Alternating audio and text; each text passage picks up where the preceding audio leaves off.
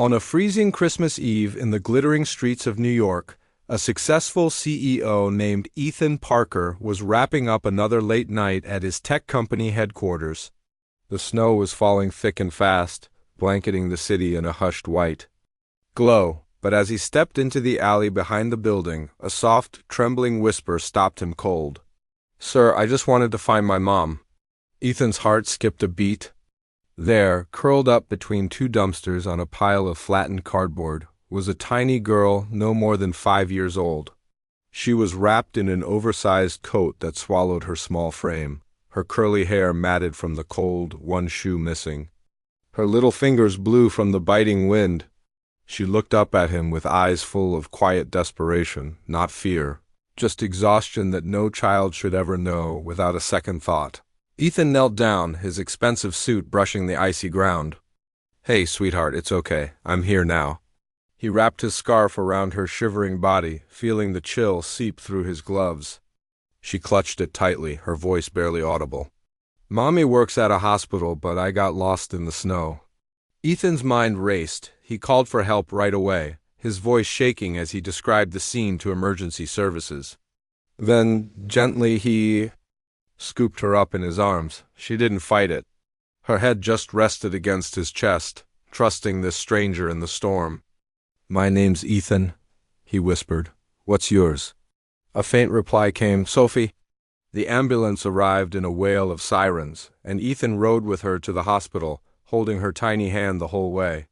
In the emergency room, under the soft hum of machines, Sophie stirred awake, her voice weak but determined.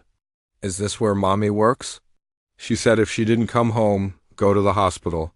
Ethan sat by her bed, piecing together her story. She'd waited alone in their small apartment as the clock ticked past dinner, past bedtime. When her mom didn't return, Sophie bundled up and ventured into the night, following the city lights until the snowstorm swallowed her path. She walked blocks on aching feet, too scared to talk to strangers, until she found that alley and curled up, hoping morning would bring her mom back. Ethan's heart broke for this brave little girl. He thought of his own son, Noah, safe at home, and the daughter he'd lost years ago, Ava, gone too soon after a difficult birth that also took his wife, Sarah. That pain had hardened him, turned him into a man who buried himself in work. But Sophie? She stirred something deep inside, a flicker of protectiveness he couldn't ignore. "You're not alone anymore," he promised her. "We'll find your mom." Digging through hospital records, Ethan discovered a woman admitted that same night unconscious. No ID, found collapsed in a stairwell after what looked like a severe stroke. Mid-30s, blonde, slender. Could it be? He led Sophie to the ICU, her small hand in his. The moment she saw the pale figure in the bed, hooked to machines, Sophie gasped. "That's Mommy's coat. Mommy!" She rushed forward, touching her mother's hand. "I found you just like you said." The woman's fingers twitched faintly, as if sensing her daughter's presence. Ethan stood back, tears stinging his eyes. This child had crossed a frozen city on faith alone, and here was the proof of a bond unbreakable. As Sophie whispered to her mom Emily, they soon learned that Ethan felt the weight of it all.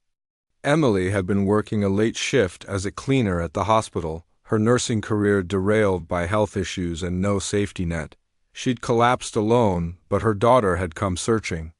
That night, Ethan arranged for Sophie to stay close by tucking her into a quiet room with a blanket and warm milk. As she drifted off, she mumbled, "Did I do good, Mr. Ethan?"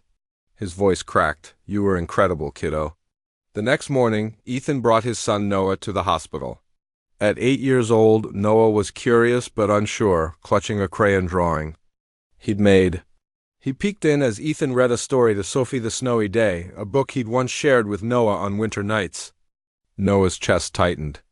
It had been years since his dad read to him like that, not since Mom and Ava were gone. But seeing Sophie's smile, he stepped forward. "I drew this for you kids building a snowman." Sophie beamed, and slowly, the two bonded, sharing laughs and stories like instant siblings. Then came the revelation that changed everything. Rifling through Emily's coat for clues, Ethan found an old thank you card, yellowed and heartfelt. Thank you for holding my hand when I thought I'd lose my baby. Your voice kept me strong. It was signed by Sarah, his Sarah, from the night Ava was born. Emily had been the nurse who stayed by her side, whispering encouragement through the chaos. Ethan stared at Emily's sleeping face, his world tilting. She'd been there for his family in their darkest hour without ever knowing. Now fate had brought them full circle. When Emily finally woke, her first frantic words were for Sophie.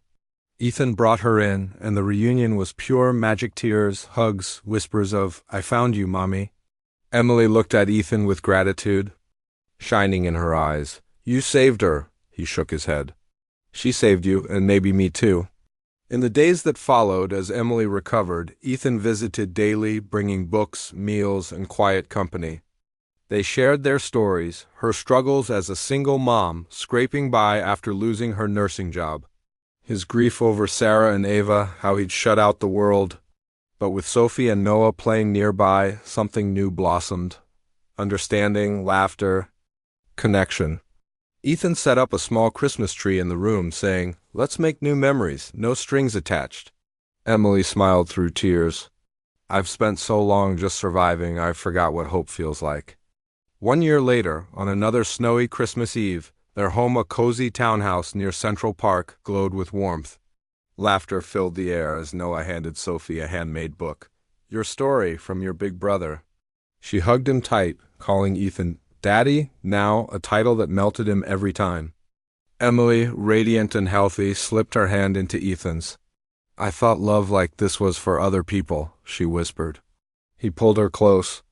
"We were all lost once, but we found each other. Life doesn't always give second chances, but when it does, grab them with both hands.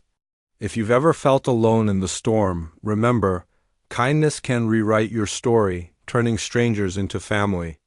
Open your heart, miracles are waiting in the most unexpected places."